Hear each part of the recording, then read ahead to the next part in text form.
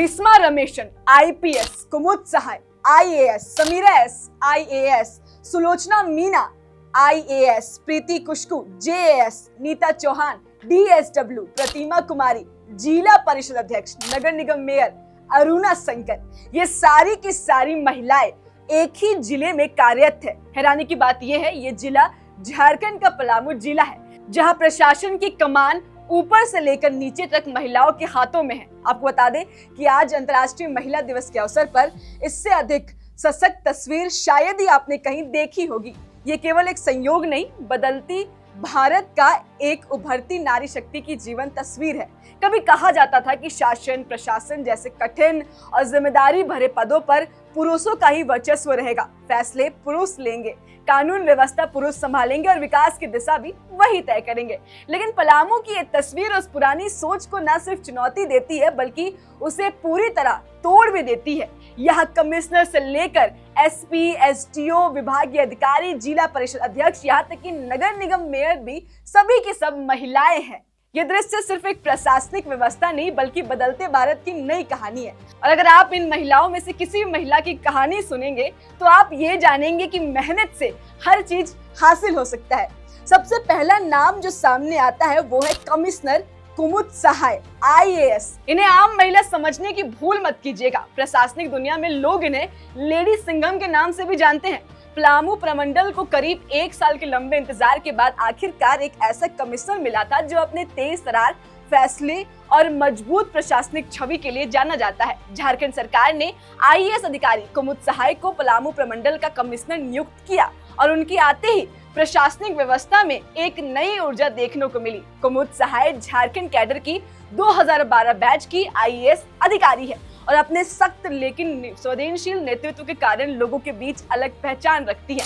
वहीं दूसरी तरफ झारखंड कैडर की 2018 बैच की आईएएस अधिकारी समीरा एस को पलामू जिले का उपायुक्त बनाया गया। इतनी महत्वपूर्ण जिम्मेदारी को जिस आत्मविश्वास और गंभीरता के साथ वो संभाल रही है, वो ये साबित करता है कि नई पीढ़ी की महिला अधिकारी केवल पद नहीं संभालती बल्कि पूरे सिस्टम को नई सोच भी दिलाती है। जिले में कानून व्यवस्था की कमान भी एक महिला के हाथों में है।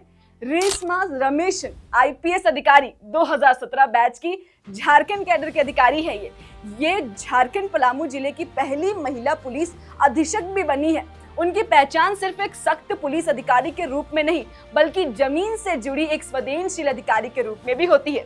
कभी धान की रोपाई करते हुए गांव की महिलाओं के बीच दिख जाती है तो कभी छठ व्रत जैसे पारंपरिक पर्वों में शामिल होकर लोगों के दिल जीत लेती है।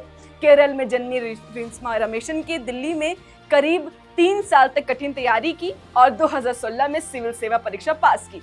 यह मुकाम हासिल करने के बाद उन्हें धनबाद की पहली महिला ग्रामीण एसपी भी बनाया जा चुका है।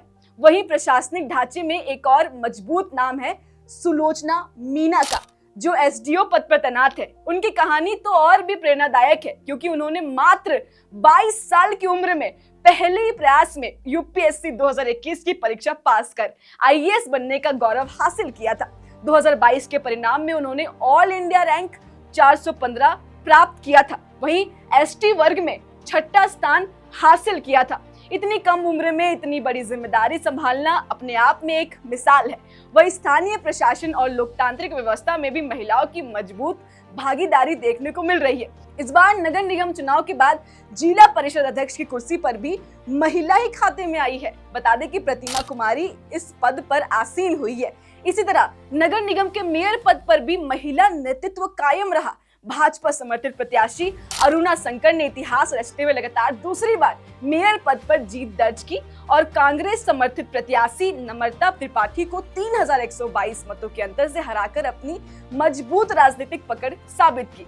इस तरह पलामू जिले में ऊपर से लेकर नीचे तक प्रशासन, जनप्रतिनिधित्व की कमान महिलाओं के हाथों में दिखाई दे रही है। ये सब मुख्यमंत्री हेमंत सोरेन के नेतृत्व में हो रहा है और ये सिर्फ एक प्रशासनिक व्यवस्था नहीं बल्कि समाज में बदलती सोच का प्रमाण है। ये केवल पदों की सूची नहीं है बल्कि महिलाओं की मेहनत, संघर्ष, शिक्षा और आत्मविश्वास की एक जीवंत कहानी है। ये महिलाएं ये साबित कर रही है कि नारी केवल घर की 4 दीवारी तक सीमित रहने वाली शक्ति नहीं है बल्कि वो प्रशासन, कानून व्यवस्था और विकास की दिशा में तय करने की क्षमता भी रखती है।